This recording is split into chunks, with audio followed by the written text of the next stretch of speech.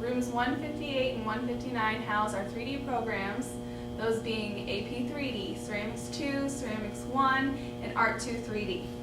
My name is Miss Farrell, and I'm in my 5th year of teaching here at Sycamore High School. I am a soccer coach at the junior high. I am the class sponsor of the class of 2022, and I am a founding member of the Staff Spirit Squadron. Stay tuned for your course's information, and at the end of this video you will get a tour, MTV crib style, of the studio spaces. Alright, thanks.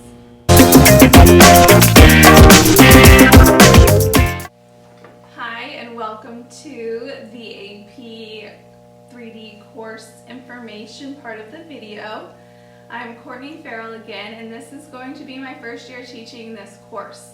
I am very excited to teach this course. I feel like how I've been teaching in recent years has kind of led me to be able to teach this portfolio-based course.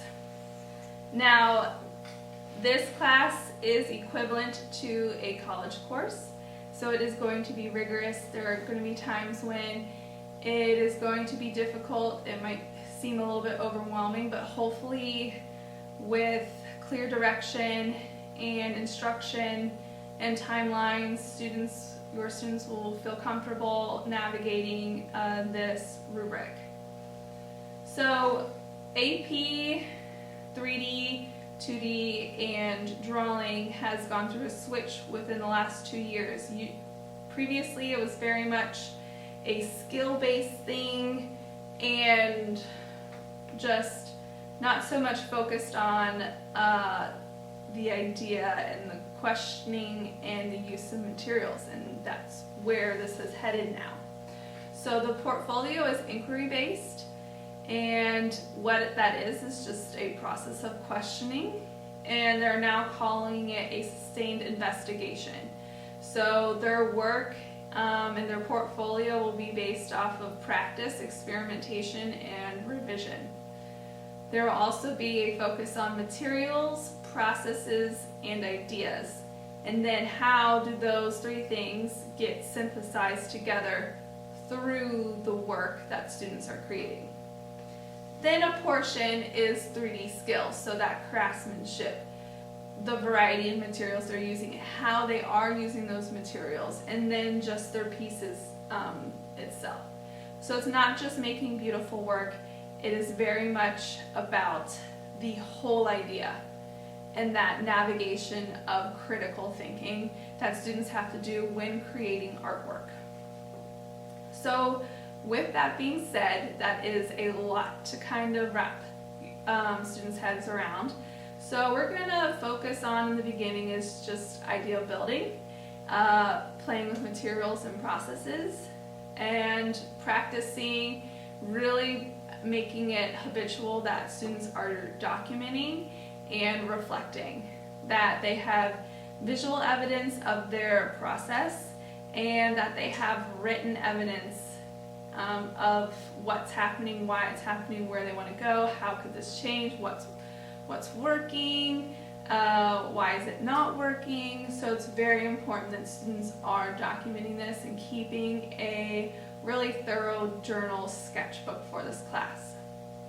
Grading for this class will be a focus on projects in the sustained investigation. Most of their time will be studio time, so they are actively working towards completing a full sustained investigation. I will grade those works through the rubric, so students really understand what it is that AP is looking for, or College Board is looking for, in their whole portfolio. Along with the projects, there will be writing, because they're going to have to really be articulate with what they're doing and not just saying something and not showing it as well. So all of that will be practice towards the final portfolio. Then on a day-to-day basis, students will be assessed on their daily studio habits, and that's just how they conduct themselves in the studio space during the studio time. With the change in schedule, we are now only have 43 minutes to create a day, and on top of everything else that we may or may not have to do to make sure everyone is safe. So it's very important that studio time is dedicated towards working and investigating and researching. There cannot be too much downtime, otherwise the end of the year, or the halfway point, the end of the semester, and then the end of the year when they submit their portfolio, it's going to be very difficult. And I'd rather create those habits now and make sure we have downtime when this is all said and done later on in the school year. Then there will be assignments, and those assignments could be participation in critiques or conducting critiques with their peers. Artist analysis, we're going to be looking at a lot of contemporary artists, talking about what they do, why they do it, how they do it, and then really just if you're seeing something, what kind of context clues can you take from that? And then hopefully that translates into their whole process for themselves. Writing, different writing prompts and idea generating prompts that will go down in their sketchbook, along with keeping documentation. So something through Google Drive, always having those photos accessible for myself to look at them and see their progress, but then also later on those photos could easily be used through the submission process as well. The registration window for the AP exams is October 30th, 2020, and the exam is $96. I will send a soft reminders throughout, and then reminders getting closer to that date. The final portfolio will be submitted Friday, May 7th, and for this 3D class, they're going to have 5 selected works, which is some of probably their best works, and that also go along with their questioning and inquiry that they've been doing. We get two views of those 5 works, and then 5 sustained investigation images, which, you put that together, 5, 15, you got 20, like you're thinking 20, really it's 15-ish, because you could pull the 5 selected works from the sustained investigation submission to make sure you get a stronger score. But with 3D, that's going to take a lot of work. It's a lot of making that needs to happen.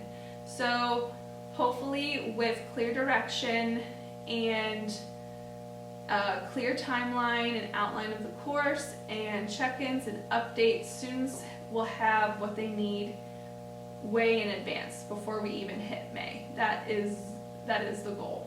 So that's really just a snapshot of this course. If you have more questions, please email me, but I also plan on sending a lot more information throughout the school year, just like this, because I'm kind of getting comfortable with this.